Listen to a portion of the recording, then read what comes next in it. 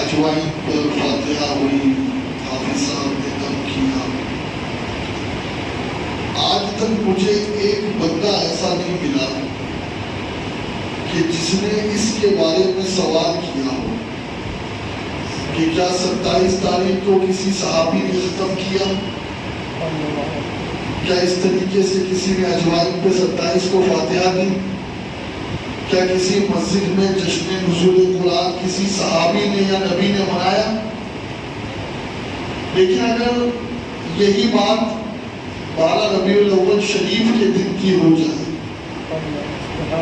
تو سب کے منہ کھل جاتے ہیں. کہتے کیا صحابہ نے کیا؟ میں کہتا ہوں صحابہ نے وہ نہیں کیا تو یہ بھی نہیں کیا. صحابہ کا آپ کیا جانتے ہیں عمل کیا تھا؟ 29 کو ختم ہوتا تھا صحابہ کا، اور 3 قرآن ختم کرتے تھے. یا ایک قرآن میں آپ کی حالت خراب ہو رہی ہے، کہتے حافظ صاحب جلدی کرو جلدی. کہاں جانا ہے؟ قبر میں جانا ہے نا، اور تھوڑی کہیں جانا ہے. اللہ کا کلام سن کے جاؤ تو قبر جنت کا باغ بنے گی. سبحان اللہ. اور حافظ صاحب کے پیچھے پڑے رہو گے کہ آپ جلدی پڑھیے جلدی پڑھیے. تو یہ جلدی پڑھنا کہیں ایسا نہ ہو کہ ثواب کی جگہ ہمیں عذاب کی دعوت دے دے. اس لیے کہ میرے نبی فرماتے ہیں کہ بعض قرآن پڑھنے والے ایسے ہیں کہ خود قرآن ان پر لعنت کرتا ہے. ہاں، قرآن کے 5 حق ہے جناب، 5. پہلا حق یہ ہے کہ اس پر ایمان لائے، دوسرا حق یہ کہ اس کی تصدیق کرے، تیسرا حق یہ کہ اس کی تلاوت کرے. اور تلاوت کا مطلب یہ نہیں ہے کہ آپ کو جو خالہ جان نے یا آپا جان نے یا جناب جی نے گھر میں جو پڑھا دیا اس اعتبار سے آپ پڑھے. نہیں، تلاوت کا مطلب یہ ہے کہ تجوید کی رعایت کے ساتھ، ترتیل کے ساتھ جو حروف ہے اللہ نے قرآن کو نازل کیا اس انداز میں قرآن کی تلاوت کرنا.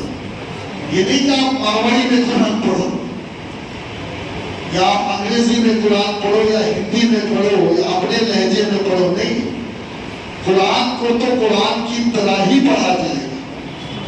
یہ تیسرا حق ہے. اور میں کہتا ہوں کچھ کرو یا نہ کرو، اپنے بچوں کو قرآن صحیح پڑھنے والا بنا کر کے پھر پڑھنا. ہاں، اس لیے کہ اگر آپ کا بچہ قرآن پڑھنا صحیح نہیں جانتا نا تو اگر وہ سورہ یاسین بھی پڑھے گا تو ثواب نہیں ملنے والا، الٹا گناہ ملے گا. وجہ یہ ہے کہ جب تجوید کے ساتھ قرآن نہ پڑھا جائے تو پھر ثواب نہیں ملتا. اور تیسرا حق تلاوت ہے. چوتھا حق یہ ہے کہ قرآن پر عمل. یہ نہیں کہ حافظ صاحب کے پیچھے ختم کر لیا ہو گیا کام، چھٹی نہیں، اس پر عمل کرنا پڑے گا. یہ کتاب تلاوت کی صرف نہیں ہے، یہ کتاب دستور زندگی ہے، منشور ہے، قانون شریعت ہے. یہ اللہ کی طرف سے نظام کائنات کی کتاب ہے. اس پر عمل کرنا ہے. عمل کب ہوگا بھائی؟ جب سمجھو گے، جب ترجمے کے ساتھ تفسیر کے ساتھ قرآن کو سمجھو گے تبھی تو عمل کر پاؤ گے، ورنہ عمل خاک ہوگا. بتائیے نا مجھے. اور اس میں بھی ایک گزارش کر دوں نا آپ سے، ترجمہ اور تفسیر کبھی بھی کسی دیوبندی مولانا، کسی وہابی مولانا، کسی رافضی مولانا کی مت پڑھنا. ہاں، ترجمہ اور تفسیر پڑھنا ہے تو صرف اہل سنت و جماعت کے عالم دین کی پڑھنا، تاکہ قرآن کا صحیح مفہوم سمجھ میں آئے. آپ وہابی کا ترجمہ اور تفسیر پڑھیں گے نا تو کیا لکھا ہے معلوم ہے اس میں؟ کہ 40 سال پہلے نبی بے ایمان تھے. ہاں، یہ جو سعودی سے لوگ قرآن لے کر آتے ہیں نا تفسیر والا، اس میں یہی لکھا ہے. معاذ اللہ. میں کہتا ہوں کہ تو کیسے 40 سال پہلے مسلمان بن گیا؟ تیرا نبی 40 سال بعد مسلمان بنا اور تو 40 سال پہلے ہی مسلمان بن گیا. تو بکلول قسم کے لوگ ہیں، ان سے بچو۔ اللہ کے بارے میں قرآن میں گستاخیاں کی ہیں، اللہ کو مکر کرنے والا لکھا ہے، معاذ اللہ، اللہ مکر کرنے والا۔ میں اگر ان کے مفتی کو کہہ دوں نا، وہ مفتی صاحب آپ نے مکر کیا، تو ان کے لوگوں کی آگ لگ جائے۔ ہاں، جیسے ہم نے ان کو توے پہ بٹھا دیا، ابے بے وقوف، تیری عزت کیا، تیری اوقات کیا، ایک ناپاک قتل سے بڑا ہے تو ہمارے رب کو کہتا ہے کہ ہمارے رب نے مکر کیا، تجھ سے بڑا کوئی ظالم نہیں، تجھ سے بڑا کوئی بے ادب نہیں۔ رسول اللہ کے بے ادب تو بعد میں ہیں یہ لوگ، پہلے انہوں نے اللہ کی گستاخی کی ہے۔ اپنی کتابوں میں لکھا ہے کہ اللہ جھوٹ بول سکتا ہے، بولو معاذ اللہ، بولو نا ان کے مفتی کو، ان کا مفتی صاحب بھی جھوٹ بول سکتا ہے تو ان کے پیٹ میں درد ہو جائے گا۔ واہ بھائی واہ، جس چیز کو اپنے مفتی کے لیے تسلیم نہیں کرتے وہ ہمارے رب کے لیے بولیں گے اور ہم سنی خاموش رہیں گے، چپ رہیں گے، یہ نہیں ہو سکتا۔ اور ایسے مفتی یا ایسے اماموں کے پیچھے ہم نماز بھی نہیں پڑھتے، ہم اس کے پیچھے نماز پڑھتے ہیں جو اللہ کو سچا کہتا ہے، ہم اس کے پیچھے نماز پڑھتے ہیں جو یہ کہتا ہے کہ اللہ نے اپنی خفیہ تدبیر فرمائی۔ تو تمہارا کوئی فرضی خدا ہوگا جو مکر کرنے والا ہے، ہمارا خدا تو مکر سے بھی پاک ہے، ہر عیب سے پاک ہے۔ تو تیسرا حق یہ ہے کہ قرآن کو تلاوت کی جائے، چوتھا عمل، اور عمل اسی وقت ہوگا جب قرآن کو سمجھ کے پڑھے گی، اور پانچواں حق یہ ہے کہ قرآن کی تعلیم کو غیر مسلموں تک پہنچائے گا۔ تبلیغ جو لفظ ہے نا، تبلیغ، آج لوگ اس کو سمجھ ہی نہیں رہے، من تھوڑا عجیب ہو گیا تو بڑا عجیب ہو گیا، گھر کے صوفی گھر کے قوال خوب کھیلے جاؤ، میں آپ کو سنا کے خوش ہو رہا ہوں، آپ مجھے سنا کے خوش ہو رہے، لیکن اصل کمال یہ ہے کہ ان لوگوں تک قرآن پہنچایا جائے جو قرآن آج تک نہیں سمجھ رہے اور غلط فہمی ہے، یا 26 آیت ایسی ہے، یہ آیت ایسی ہے۔ سبرم اللہ ایک خاتون ہے کرناٹکا کی طرف کی، اس نے ابھی ایمان قبول کیا اور حج کر گئی۔ اس نے کیا کہا معلوم ہے؟ بولے مجھے قرآن، مجھے مسلمانوں پہ سب سے بڑا غصہ اس بات کا ہے کہ انہوں نے اب تک قرآن کو چھپا کے رکھا ہے، کہ کب لوگوں کے سامنے قرآن کو لائے گے، کب یہ قرآن کی تعلیم کو لوگوں تک پہنچائے گے۔ اور اس نے کہا میرا چیلنج ہے، چیلنج، کہ جس دن قرآن لوگوں کے سامنے آ گیا ان کے پاس آپشن ہی نہیں ہے، وہ قرآن کو مانیں گے، اسلام کو مانیں گے اور پھر نبی پہ کلمہ پڑھ کے ایمان لے آئیں گے۔ ہاں، یہ معجزاتی کتاب ہے بھائی، آپ کیا سمجھتے ہیں؟ اگر یہ معجزاتی کتاب نہیں ہوتی نا، ان جیسے 1000 لوگ بھی رٹے مارتے تو یہ حفظ نہیں ہو پاتا۔ یہ صرف اللہ کی طرف سے ایک عنایت ہے جو 30 پارے سینے میں محفوظ ہے۔ یہ حافظ بیٹھے ہوئے، یہ دو حافظ بیٹھے ہمارے ساتھ، ہاں کوئی ایک پیج تو یاد کر کے بتا دیں پھر ہم جانیں۔ اور یہ دوسری جتنی بھی کتابیں ہیں نا ان کی، آج تک کوئی ایک ان کا حافظ ہی نہیں ملے گا۔ یہ تو صرف میرے قرآن اللہ کے کلام کا معجزہ ہے۔ تو یہ 5 حق ہے قرآن کے جو میں نے عرض کی۔ تو میں بات یہ کر رہا تھا، کل کی رات خوب جشن ہوئے، مسجدیں سجائی گئی ہیں، مجھے کوئی تو بتائے کہ کیا صحابہ نے محلے کو سجایا تھا 27 تاریخ کو؟ کیا صحابہ نے مسجد سجائی تھی 27 تاریخ کو؟ سب چھپ رہے، سارے مفتیوں کو صاف سونپ گئے ہیں۔ اور وہی جب ربیع الاول کی 12 تاریخ آتی ہے تو سب کے پیٹ میں گڑبڑ ہونے لگتی ہے، کسی کو الٹی تو کسی کو جلاب شروع ہو جاتی ہے، کہاں ہے، کہاں لکھا ہے، کہاں لکھا ہے، یہ 27 کو جو تم کر رہے ہو یہ کہاں لکھا ہے؟ آئے کوئی بات کرے ہم سے؟ اور ہمارے پاس دلیل ہے، دلیل، اگر تم ذلیل ہو ذلیل تو ہمارے پاس بھی دلیل ہے۔ اور دلیل کیا ہے سنو، عبدالحق محدث دہلوی محقق الاطلاق، وہ کہتے ہیں میرے نزدیک شب شب قدر سے افضل شب کیوں کہ شب قدر کو قرآن آیا اور 12 ربیع الاول کو وہ آیا جس پر قرآن آیا. گھنٹے بجاتے رہتے تم اگر وہ نہ آتا تو یہ قرآن کی دولت ملتی نہ کلمہ ملتا. ہاں تم بھی کوئی پڑھنے ہوتے. سمجھ رہے ہو یہ جو کچھ ملا ہے یہ سب نبی کی عطا ہے, یہ سب نبی کا صدقہ ہے. اور میں کہتا ہوں بڑے عجیب لوگ ہیں وہ جو صدقے کو مان رہے ہیں اور جس کا صدقہ ہے اس کو نہیں مان رہے. صدقے کی آمد کا جشن منا رہے ہو اور جس نے یہ صدقہ کیا ہے اس کا جشن نہیں منا رہے ہو. ہاں جس کی یہ عطا ہے تھوڑا قانون سے کام لو یار, بھیڑ چالے مت کرو. بس یہ اللہ نے دماغ دیا نا, استعمال کرو. کرو گے نا ہاں. اور پوچھو ان سے کہاں لکھا ہے ایسا, کہاں لکھا ہے. خیر بات لمبی ہو جائے گی. آج میں نے ایک آیت پڑھی تھی لیکن اس آیت کا پس منظر اور پیش منظر جو ہے 29ویں پارے میں کہ اللہ رب العزت نے فرمایا الذی خلق الموت والحیات لیبلوکم ایکم احسن عملا, کہ اللہ نے موت اور زندگی کو پیدا کیا. کیوں پیدا کیا؟ اس لیے کہ ہم اچھے عمل کریں. اس آیت پر چونکہ آج تھوڑا سا رخ بدل گیا ہے, اس آیت پر کل گفتگو کریں گے.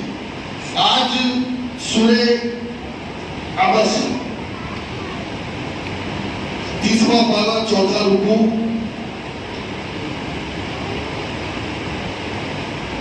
بڑی اہم صورت ہے. عبس وتولى ان جاءه الاعمى وما يدرك لعله يزكى او يذكر فتنفعه الذكرى. اس سورت کا شان نزول کیا ہے اور ان آیتوں کا تیوری چڑھائی منہ پھیرا اس پر کہ اس کے پاس وہ نابینا حاضر ہوا اور تمہیں کیا معلوم شاید وہ ستھرا ہو یا نصیحت لے تو اسے نصیحت فائدہ دے. اب ان آیات کا شان نزول یہ ہے کہ ایک مرتبہ میرے نبی صلی اللہ علیہ وسلم عتبہ بن ربیعہ, ابو جہل بن ہشام, عباس بن عبد المطلب اور ابی بن خلف اور امیہ بن خلف اشراف قریش کو دعوت دے رہے تھے اسلام کی, دین کی, توحید کی. اب حضور دعوت دے رہے ہیں, اس کے بیچ میں ایک نابینا صحابی جن کا نام ہے عبداللہ ابن ام مکتوم. یہ وہ ہیں کہ نبی نے کئی مرتبہ انہیں اذان کا بھی کہا اور کئی مرتبہ نبی کے مصلی پہ انہوں نے امامت بھی کی. عبداللہ ابن ام مکتوم. اور یہی وہ صحابی ہے کہ یہ ایک مرتبہ نبی کی بارگاہ میں آئے, کہا حضور نابینا ہوں, راستے اچھے نہیں, یہ گھر دور ہے, تو اگر آپ اجازت دے تو میں گھر میں نماز پڑھوں. تو آقا نے کہا کیا اذان سنتے ہو؟ کہا ہاں. کہا پھر تم مسجد میں آ کے نماز پڑھو. یعنی نابینا کو بھی آقا نے مسجد کی حاضری کا حکم دیا.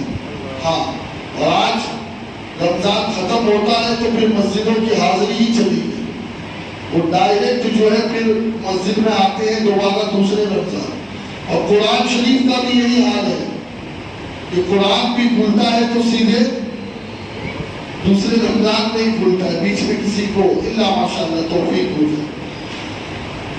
تو حضور اشراف قریش کو دعوت دے رہے ہیں. یہ بڑے بڑے لوگ ہیں اور یہ جو نابینا صحابی ہے یہ بار بار حضور کو ڈسٹرب کر رہے ہیں. حضور میری طرف توجہ دے, حضور میری طرف توجہ دے, حضور میری طرف توجہ دے. اب حضور علیہ السلام نے جلال فرمایا, جلال فرمایا.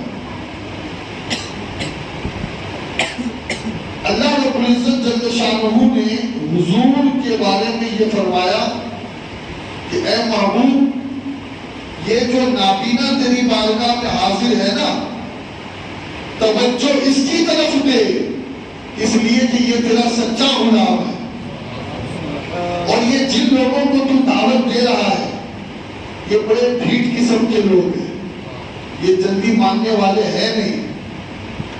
آپ سمجھیں، یہ اس آیت کا شان نزول۔ اور دیکھیے اللہ نے جو حضور سے کہا عبس و تولی، تیوری چڑھائی منہ پھیرا، تو یہ دراصل بات یہ ہے کہ جو اپنا ہوتا ہے نا، اپنا، پھر اسے آپ بھی نہیں کہتے،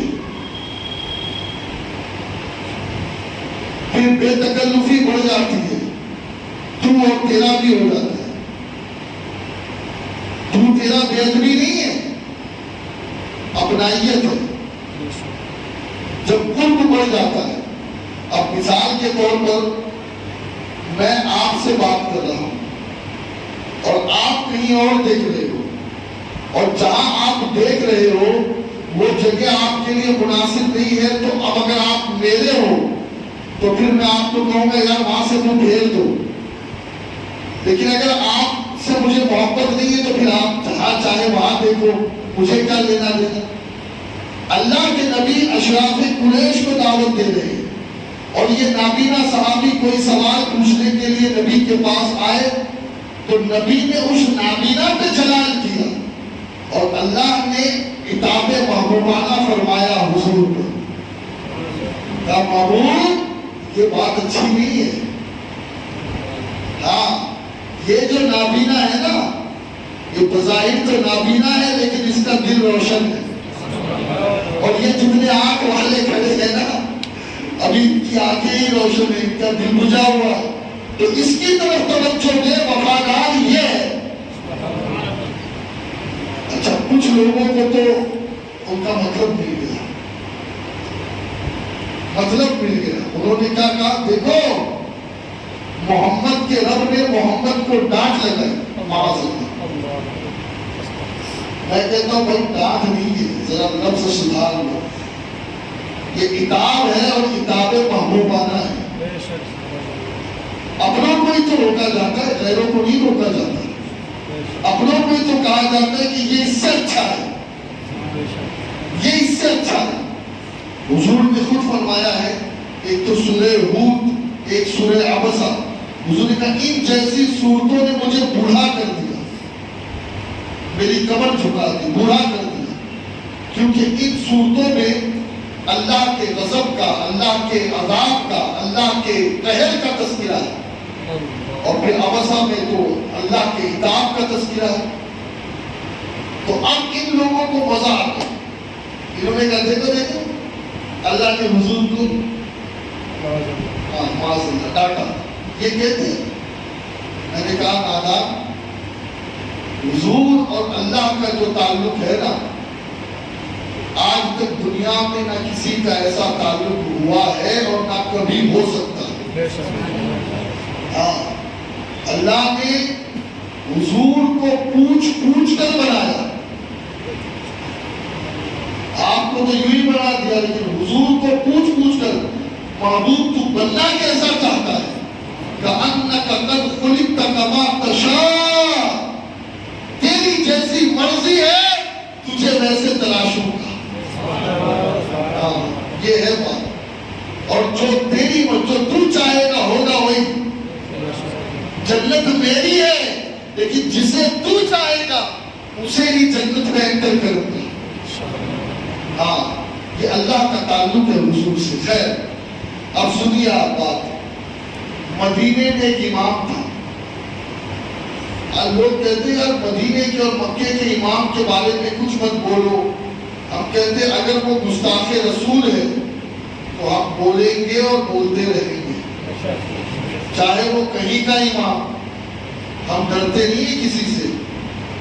ہاں اب زیادہ سے زیادہ کیا کریں گے، کوئی جان سے مار دیں گے تو ہم تو پہلے ہی مرنے کے لیے ہوئے، اور اس سے اچھی موت کیا جو نبی کے عشق میں آئے، جو نبی کے دشمنوں سے لڑنے میں آئے۔ ہاں بھیا یہی صرف دشمن نہیں ہے، ان سے بڑے دشمن یہ ہے آپ کو پتہ ہی نہیں ہے کہ انہوں نے کیسی کیسی نبی کی گستاخی کی ہے، کیسی کیسی بے ادبی کی ہے میرے نبی کی۔ خیر، اب ہوا یہ کہ ایک مدینے کا امام تھا، مدینے کا، اور مدینے میں مصلی پہ امامت کرتا تھا، مدینے شریف میں۔ اور یہ دور نہیں، یہ دور تو نجدیوں کا ہے سعودی میں۔ وہ دور تھا امیر المومنین خلیفۃ المسلمین حضرت عمر فاروق اعظم کا۔ شکایت آئی، شکایت، یا رسول یا عمر، ایک امام ہے مدینے کا، وہ ہمیشہ یہی سورت پڑھتا ہے، عبس وتولی، عبس وتولی، جب دیکھو تب، فجر میں یہی، مغرب میں یہی، عشاء میں یہی۔ اب آپ دیکھیں، قرآن پڑھنا کوئی غلط تو نہیں ہے، قرآن کی سورت پڑھنا کوئی غلط تو نہیں ہے۔ حضرت عمر نے اسے بلوایا، کوئی سوال نہیں، کوئی جواب نہیں، کوئی دلیل نہیں، کوئی مذاکرہ نہیں، کوئی بات نہیں، کچھ نہیں۔ کہا اس امام کی گردن کاٹ دو، اسی وقت گردن کاٹ دی گئی۔ لیکن پوچھنے والے تو پوچھتے ہیں، اور ابھی بھی آپ کے ذہن میں کوشچن آ گیا کہ امام بھی تھا، پڑھتا قرآن ہی تھا، پھر گردن کیوں کاٹی گئی؟ کچھ لوگ کہتے ہیں قرآن پڑھے، قرآن کوئی بھی پڑھے، قرآن تو قرآن ہے یار، پیچھے پڑھنے میں کیا؟ ابھی کچھ ایسے بھی قرآن پڑھنے والے ہیں جو گردن کاٹنے کے قابل ہیں۔ نماز پڑھنا تو دور کی بات ہے، گردن کاٹنے کے قابل۔ ہاں، وہ بھی تو خبیث عبد الرحمن حافظ ہی تھا، نام کیا تھا؟ عبد الرحمن، کتنا پیارا تھا۔ میرے نبی نے لیکن پہلے ہی کہا تھا کہ سب سے بدتر مخلوق میں وہی ہوگا جو علی پر ضرب لگائے گا۔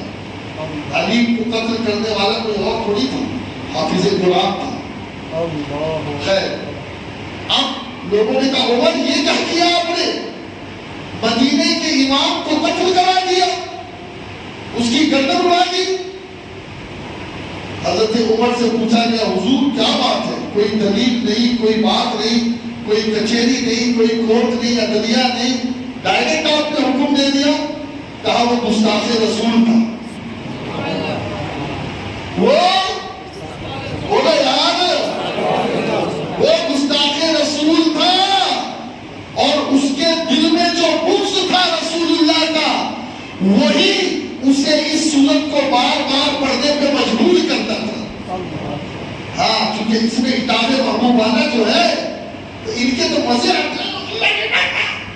خبیثوں، بدتمیزوں، بےہودہ، بے شرموں، تم نبی کی پکڑ کرتے ہو؟ ارے جس کے صدقے میں تمہیں سب کچھ ملا، وہ حبیب پیارا تو عمر بھر کرے فیض و جود ہی سر بسر۔ ارے تجھ کو کھائے تپے سکل، تیرے دل میں کس سے بخار ہے؟ وہ وہابیہ نے جسے دیا ہے لقب شہید و ذبیح کا، وہ ذبیح لیلہ نجد تھا، وہ شہید لیلہ نجد تھا، وہ ذبیح طے کے خیال ہے، اور یہ رضا کے نیزے کی مار ہے کہ عدو کے سینے میں غار ہے۔ یہ رضا کے نیزے کی مار ہے کہ عدو کے سینے میں غار ہے، کسے چارہ چوری کا وار ہے کہ یہ وار وار سے پار ہے۔ ہاں، یہ وار وار سے پار ہے۔ تو یاد رکھیں، قرآن پڑھنے والے کے قرآن پڑھنے کو نہیں دیکھا جائے گا، دل میں نبی کی محبت ہے یا نہیں وہ دیکھی جائے گا۔ ایک آدمی کی شکایت ہوئی میرے نبی کے سامنے، کہا حضور ایک آدمی ہے جو کعبے کی طرف رک کر کے تھوکتا ہے۔ دیکھیے جرم کتنا ہے، کوئی بہت بھاری نہیں ہے۔ ابھی آپ بھی رمضان کا روزہ رکھ کر کے تھوکتے ہی رہتے ہیں۔ یہاں تو پھر بھی شکر ہے، بمبئی کی کچھ مسجدوں میں وہ اگل دان رکھے ہوتے لائن سے۔ ہاں، یہاں لوگ 4 رکعت نہیں پڑھتے، 4 رکعت نہیں پڑھتے۔ دیکھیے یہ جو تھوک منہ میں آتا ہے تو شریعت یہ کہتی ہے اسے جمایا نہ کرے۔ ہاں، جمائے تو تھوک کے نہیں، لیکن اگر منہ میں تھوک آ رہا ہے اس کو پیتے رہو تو اس سے روزہ نہیں ٹوٹتا. تو عام طور پہ لوگ تھوکتے اور تھوکنے میں آدمی کبھی سمت نہیں دیکھتا, معاف کرنا ہے نا, کبھی یہاں تھوک دیا وہاں تھوک دیا. میں کہتا ہوں تھوکنے کی نوبت نہ آئے اس کی کوشش کرو. تھوکنے سے انسان کمزور ہو جاتا ہے, اور ایسی چیزیں کھاؤ ہی مت کہ جس کی وجہ سے تھوکنا پڑے. اب تھوکنے میں ہوتا کیا ہے, کہیں بھی تھوک دیتا ہے. اس امام کا قصور اتنا تھا کہ اس نے کعبے کی طرف رخ کر کے تھوک دیا تھا. میرے نبی کو پتا چلا, میرے نبی نے فرمایا آج کے بعد وہ مصلی پہ نہ جائے, نماز کوئی اور پڑھائے. بھئی بات کیا ہے؟ ہو سکتا ہے بے خیالی میں تھوکا ہو. کہا بے خیالی تو بے خیالی, لیکن جسے کعبے کا ادب نہیں وہ اس مصلی پہ کھڑے ہونے کے قابل نہیں. میں کہتا ہوں کعبہ کتنی دور ہے, اور کعبے کو کعبہ بنایا میرے رسول نے ہے. ہاں, ارے جس کو کعبے کا ادب نہیں وہ امامت کے لائق نہیں, تو جس کو رسول اللہ کا ادب نہیں ہے وہ امامت کے لائق کیسے؟ بھائی میں آپ سے ایک بات کہوں کہ کوئی بچہ کھڑا ہو جائے کل امام صاحب کی جگہ, اسے 20 رکعت میں الم ترا سے والناس تک پڑھنا ہے, وہ 20 رکعت پڑھے تو آپ پڑھ لیں گے کیا ہر کسی کے پیچھے؟ آپ چیک کریں گے تجوید صحیح ہے یا نہیں. تجوید سے پڑھ رہا ہے تو نماز صحیح, تجوید سے نہیں پڑھ رہا ہے تو نماز. ارے جس کی تجوید صحیح نہیں وہ امامت نہیں کر سکتا, اور جس کا عقیدہ صحیح نہیں وہ امامت کیسے کر سکتا ہے؟ اس کے پیچھے نماز کیسے ہوگی؟ تو دوستو یہ چند باتیں میں نے آپ کے سامنے رکھی ہے, اس پر غور کرو اور یاد رکھو ہمارا امام وہی ہو سکتا ہے جو یا رسول اللہ کہے. نعرہ رسالت, جس کو یا رسول اللہ کہنے سے تکلیف ہو وہ ہمارا امام نہیں ہو سکتا. ہمارا امام وہی ہو سکتا ہے جو کھڑے ہو کر کے کہے یا نبی سلام علیکم, یا رسول سلام علیکم, یا حبیب سلام علیکم صلوات اللہ. ہمارا امام وہی ہو سکتا ہے جو میرے نبی کو شان والا مانے, نبی کو عظمت والا مانے, جو میرے نبی کو اعلیٰ مانے, جو میرے نبی کو علم غیب والا مانے, جو اللہ کی عطا سے میرے نبی کو مالک و مختار مانے, مجبور نہیں مالک, وہی ہمارا امام ہے. تو ایسوں کے پیچھے ہی نماز پڑھو, ورنہ نماز بھی برباد ہوگی اور ایمان بھی برباد ہوگا. اللہ ہمیں عمل کی توفیق